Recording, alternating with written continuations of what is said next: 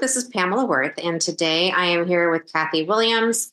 Kathy is also known as the Sugar Free Girl, Sugar Shrink, CEO of Williams Consulting Group. She's a speaker, author, health strategist, diabetes prevention advocate.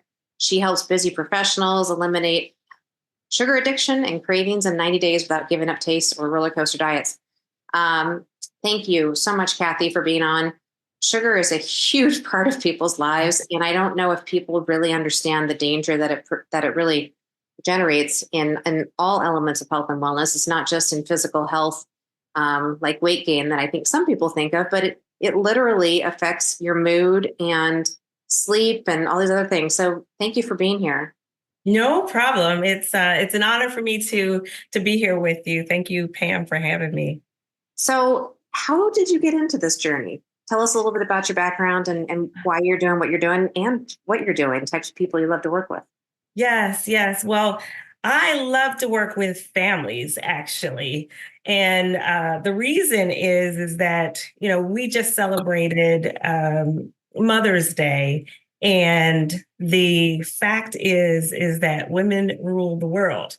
We make the decisions as far as the nourishment of our family. We make the decisions as far as the spiritual nature of our family. We make all of the decisions for the health and well-being for our families. And my path was like a little bit circuitous in the fact that I started with my own diagnosis. So I have been 20 plus years in the healthcare industry. I'm not a doctor, not a nurse. I don't play one on television.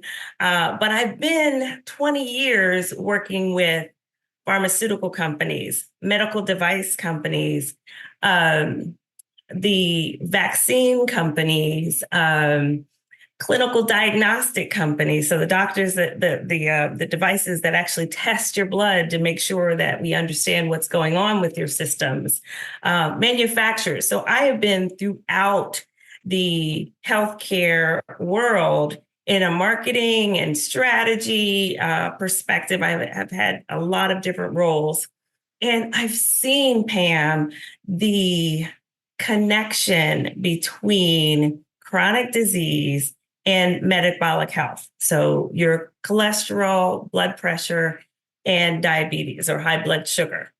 And many of the chronic diseases lead back to diabetes. And they just kind of are birds of a feather and they kind of flock together. And so I've seen all the data, connected all the dots. And then I had my own diagnosis about 10 years ago, 10 and a half years ago. And I don't know whether or not a lot of people are like me, but you have the symptoms and you try to explain them away. I was urinating all the time, but I drink water all the time. I was let's see. I don't think I had any problems with my eyes or anything. I had problems with my fingertips. So if I held a cell phone for a while, my fingertips would start to get tingly. I was going to the bathroom all the time, but I thought that it was just the fact that I was holding the phone all the time too much. And so I was able to explain away all of these symptoms. But the one thing that I was not able to explain away was excessive thirst. It would wake me up at night like cotton mouth. So I would have bottles of water by my bedside. And that was one of the things that I could not explain. So that drove me to the doctor, and my hemoglobin A1C, which is a 3-month look back at your blood sugar level over the last 3 months, it had started to creep up into that danger zone, that pre-diabetes area. And I knew enough to know that I didn't want diabetes. And so I had no idea that I was declaring that I was not going to have diabetes there. But I set the intention and I declared, I was like, I'm not having this disease. So I set all to kind of figure out what it is that I need to do in order to reverse this course of action. And so I developed a methodology and was successful in reversing my prediabetes. So fast forward a year, I think it took me about a year and a half because I was like fumbling in the dark.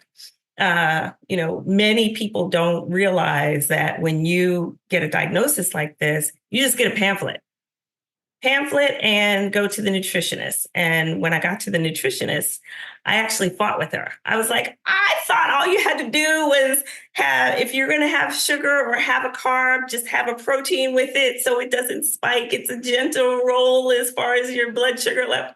She was like, no, you have to stop eating sugar. And so it's back and forth for a good 5 minutes. And then I had to realize that I had to give up sugar because my metabolism was different than when I was in my 30s. My activity level was different. I'm an African American woman. That predisposes me at a certain age to high blood pressure, high sugar levels, diabetes. It's a genetic component, heart disease, blood pressure, and diabetes all run in my family. So just showing up at a certain age, your body starts to change. And so I made the changes in my lifestyle and created this process. And little did I know, and the reason why I now like to work with not only women, because we kind of have that influence over our household, but unfortunately, a year or 4 years ago, my son was diagnosed as having type 1 diabetes.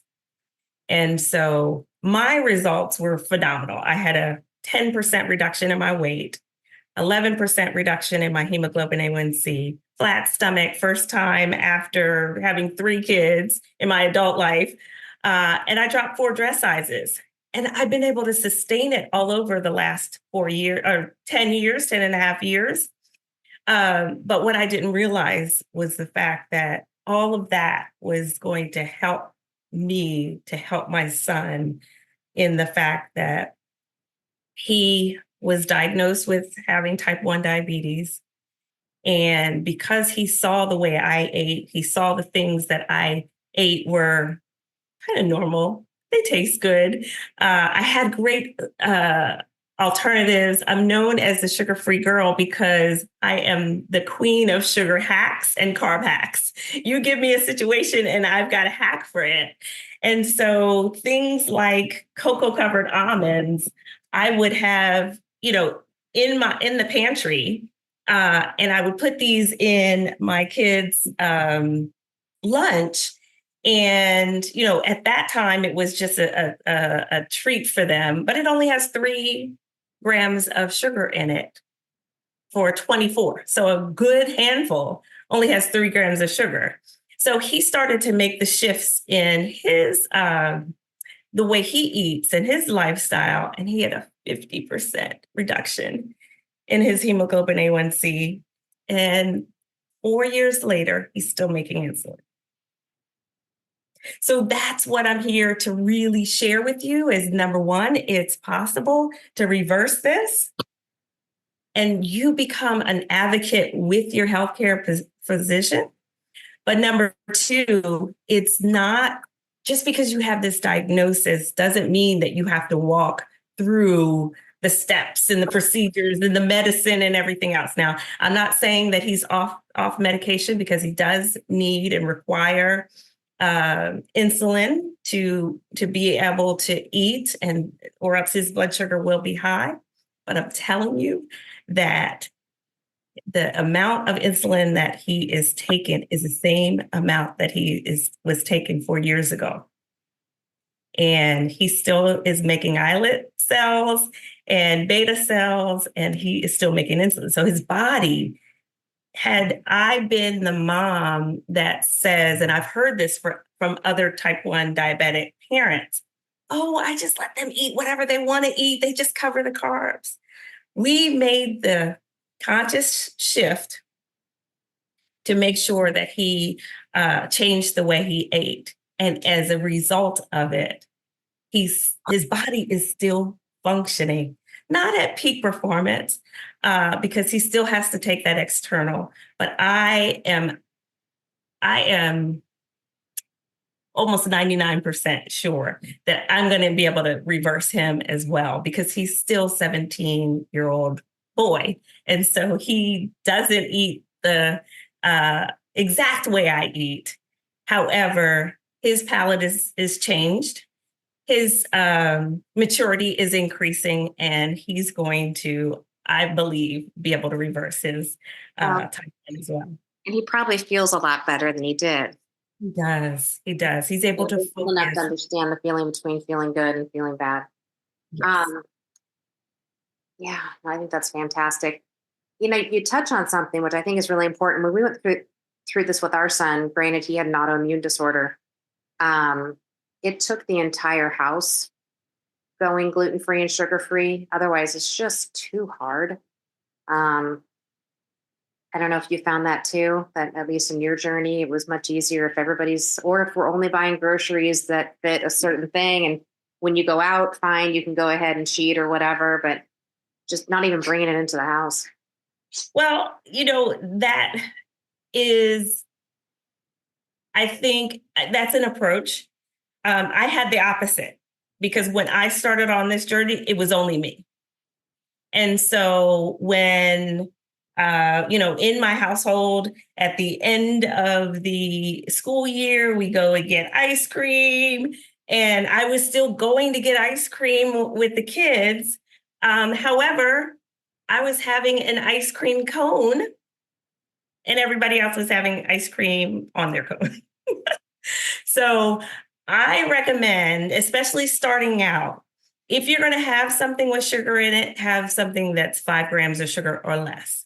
And so I have basically found, and I've got lists of 5 grams of sugar or less snacks and drinks and alcoholic beverages for adults, and snacks and drinks for kids as well.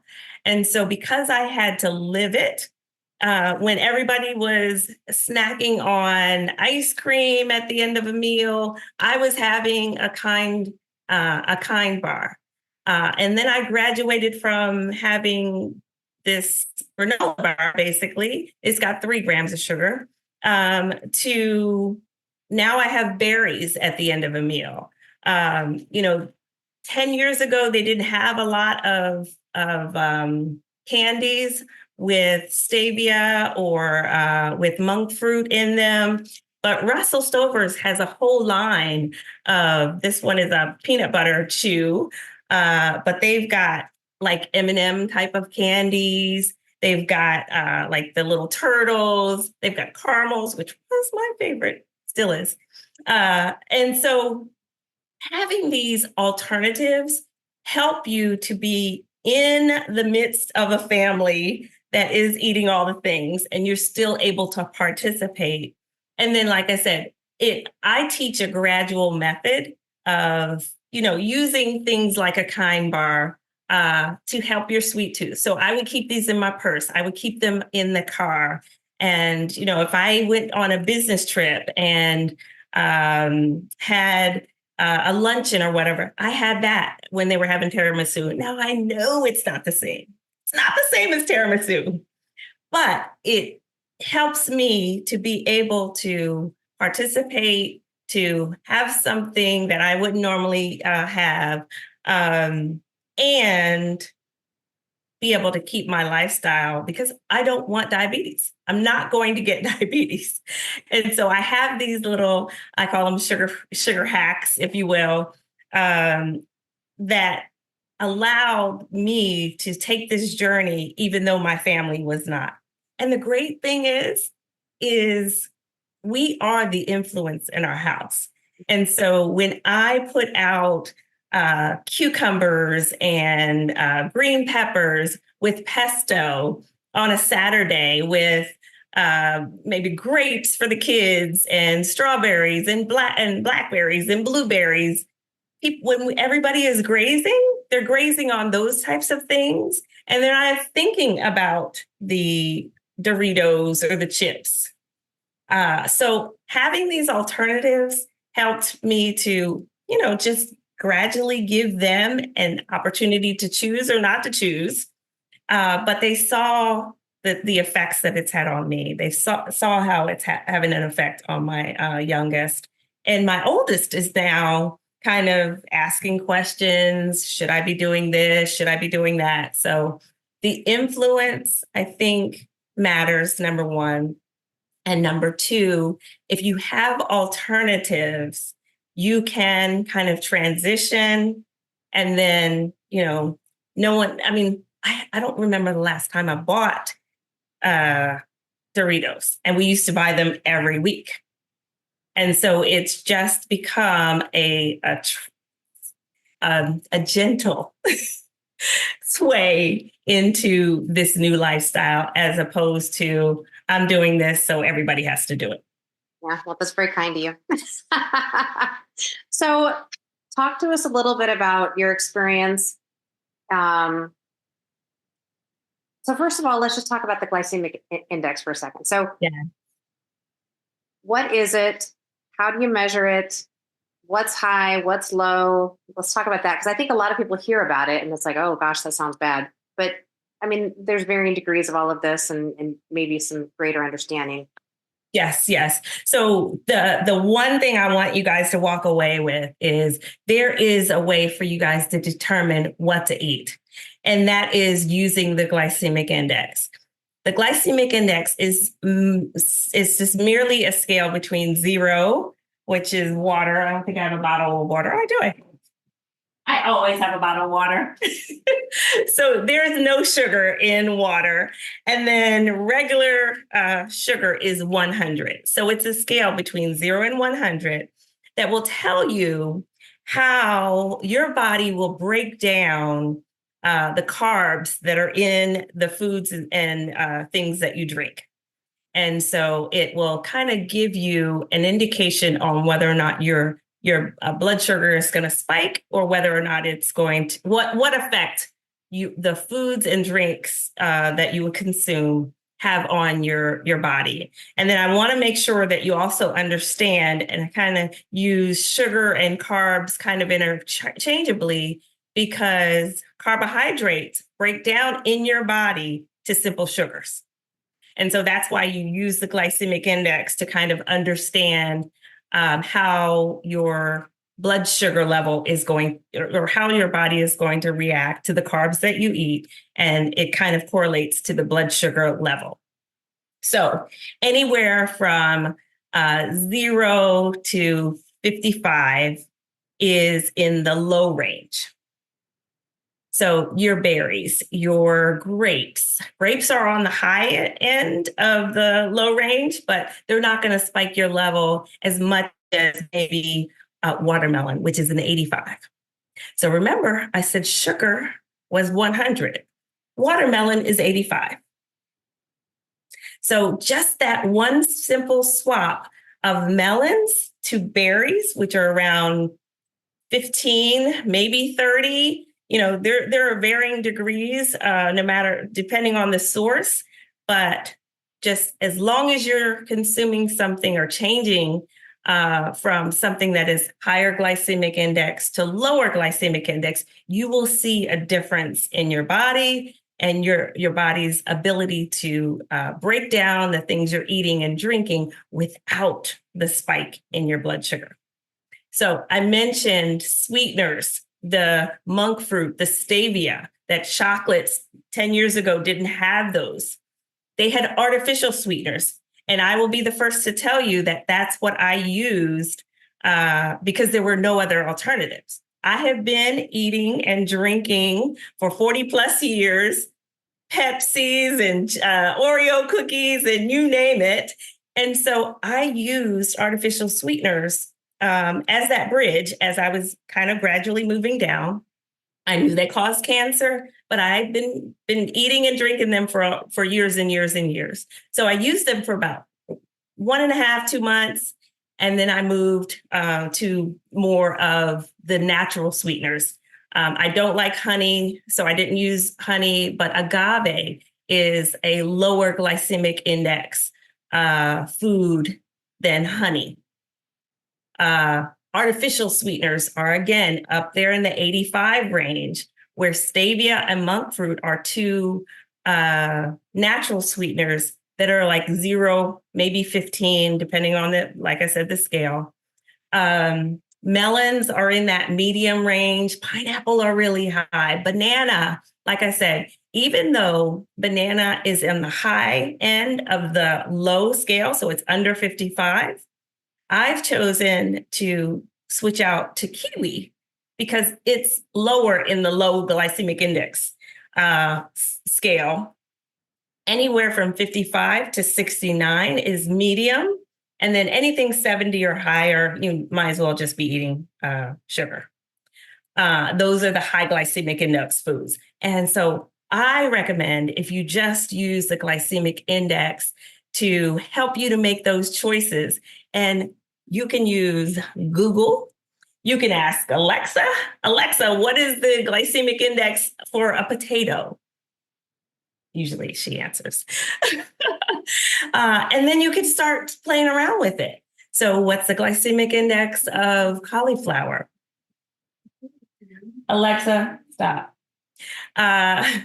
So my book has an index, and it has the glycemic index in here, but there are many, many sources online where you can actually determine what the glycemic index is for white rice versus brown rice versus quinoa. And so those simple switches will be one of the things that will help your listeners to know what to eat and really, really impact your blood sugar levels.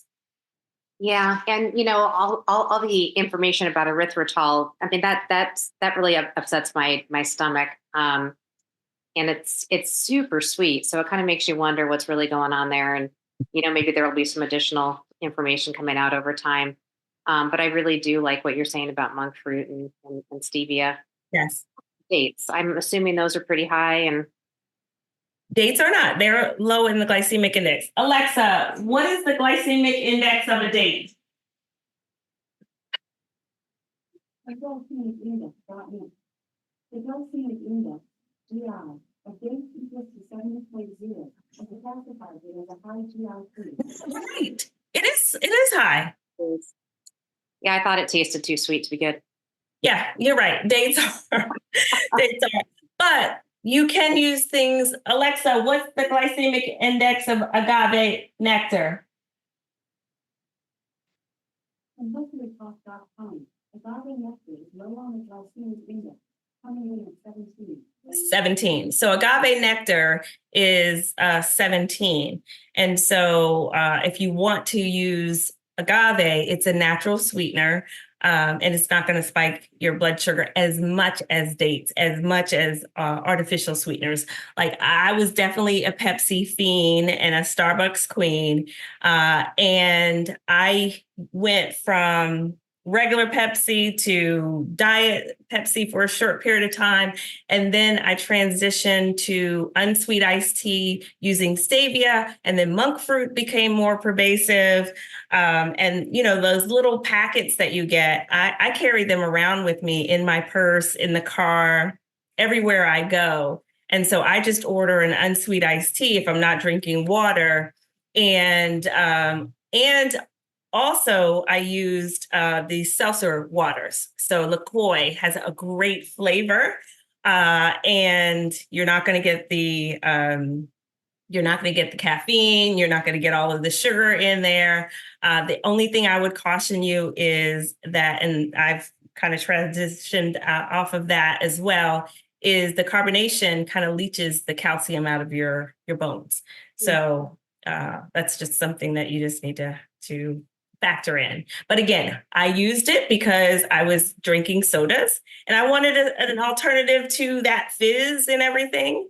And now I just basically have a cappuccino that I make at home, 0 carbs, 0 sugar. I use unsweet almond milk I just gave up coffee. Oh my. 3 weeks ago. Yeah. You Yeah. I don't know that I would look that good. It's surprisingly enough, I did not have the caffeine withdrawal because I was trying to kind of slow it down, but I was up to 2 cups a day. Yeah, that's what I do. I do about a cup and a half to 2 cups. Yeah. Oh, goodness. So, kind of But some, there is a way to do it. There's these gentle little swaps. well, kind of thinking about, just kind of closing out here. If people want to learn more information, I think sometimes it's hard to find trusted sources. Do you have any Mhm. suggestions for people, types of practitioners, types of websites, types of questions to ask? Any last thoughts that you really want to make sure that people are take away? Well, I think that there are a couple of things. If you have a diagnosis, if you either have diabetes or if you have been diagnosed as having prediabetes, making sure that you talk with your doctor about a nutritionist. Go to the nutritionist. They will outline a plan for you, and that will be the what to do. The how to do it comes in with health coaches like myself who have gone through, got the t-shirt, have all of the pathways to you getting there, have the tricks of the trade for how you can maneuver. And I've even got different ice creams, keto ice creams that I've found it and taste tested it so that you don't have to kind of fumble and that sort of thing. Health coaches are great. Even some of the Facebook groups that you can find are a wealth of information. But the one thing that is necessary is accountability. You want to make sure that you are working with someone that no one has gotten to where you want to be. Number one. Number two is going to hold you accountable to the goals that you want. Number three is going to really, really help you to understand the challenges that are going to happen and guide you through those challenges. Because I'm here to tell you that my hemoglobin A1C went down a bit and then it plateaued for a good while. And everybody around me was like, well, you might as well just go back to eating sugar. No, had I gone back to eating sugar, I probably would have had diabetes. It plateaued and then it ended up going down. So someone knowing exactly the path that you're on is definitely something that you should. And that is a really interesting point. That happened to my husband too.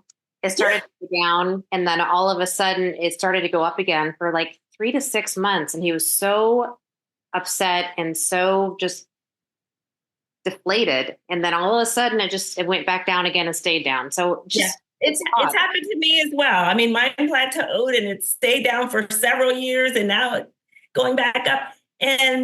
But the thing that I will share with you, Pam, one of the steps in my process is to ensure that you are monitoring your blood sugar. So I use a CGM so that I know what my blood sugar is. And when you go to your doctor, they do the blood test. But what I had done is I had backed off on my weight training.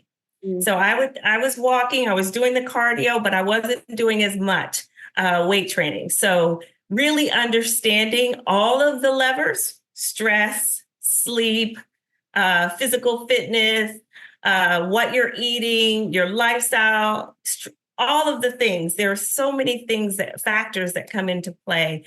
Knowing and working with someone who understands the complexity so that you can help yourself and be that advocate and help you and your physician to kind of create the right path. Yeah, good. Well, thank you so much. How do people find out more about you, Kathy? Well, you can email me at Kathy@ilivessugarfree.com. That's my website, ilivessugarfree.com. On all the socials, I am Sugar Free Nation. But I will give you a free, I think I've got a 5 video of what to eat. So, what to eat when you crave something crunchy, sweet, savory, and salty. And the 5th video is how to increase the fiber. And in there, you'll be able to access some of the videos that I've done and some of the suggestions. Like I said, I've got all the ideas for you for no matter what you crave. Super. Thank you so much, Kathy. You're welcome.